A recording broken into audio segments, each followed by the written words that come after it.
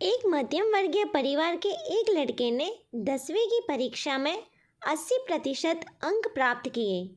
पिता ने मार्कशीट देखकर खुशी खुशी अपनी बीवी को कहा कि बना लीजिए मीठा दलिया, स्कूल की परीक्षा में आपके लाडले को 80% अंक मिले हैं। माँ किचन से दौड़ती हुई आई और बोली, मुझे भी बताइए, मैं देखती हूँ।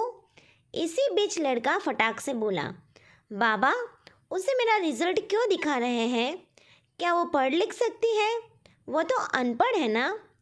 आंखों के आंसुओं को पल्लू से पोंछती हुई माँ दलिया बनाने चली गई। यह बात पिता ने तुरंत सुनकर फिर उन्होंने लड़के के कहे हुए वाक्य में जोड़ा और कहा, हाँ रे, वो भी सच है। जब तू गर्भ में था तो उसे दूध बिल्कुल पसंद नहीं था।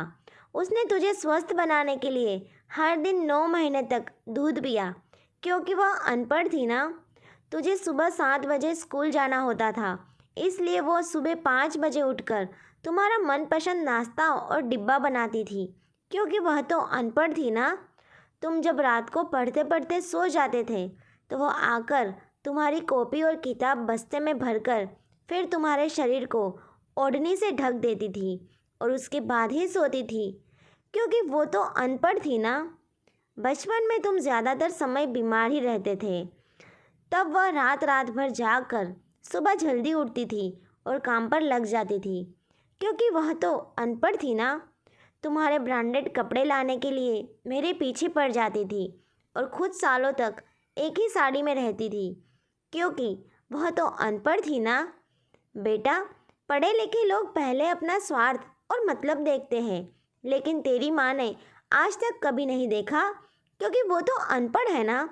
वह खाना बनाकर और हमें परोस कर कभी कभी खुद खाना तक भूल जाती थी। इसलिए मैं गर्व से कहता हूँ कि तुम्हारी माँ अनपढ़ है। यह सब सुनकर लड़का रोते रोते अपनी माँ के पास गया और लिपटकर अपनी माँ से बोलता है, माँ, मुझे तो कागज़ पर 80% अंक ही मिले हैं, लेकिन आप मेरे जीवन को 100% बनाने वाली पहली शिक्षक हैं।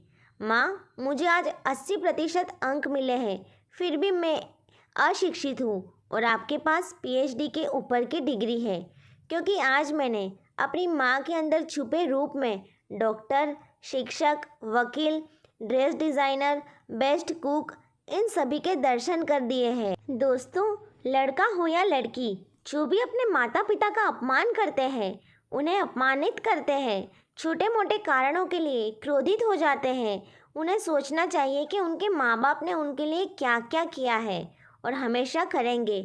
चाहे आप उन्हें प्यार दें या न दें, वो माँ बाप होना कभी नहीं छोड़ेंगे। वीडियो अच्छी लगी हो तो लाइक और शेयर ज़रूर कीजिए और चैनल को सब्सक्राइब करना बिल्कुल ना भूलें। अब मिलते हैं नई कहानी के साथ, तब तक के लिए बाय दोस्तों।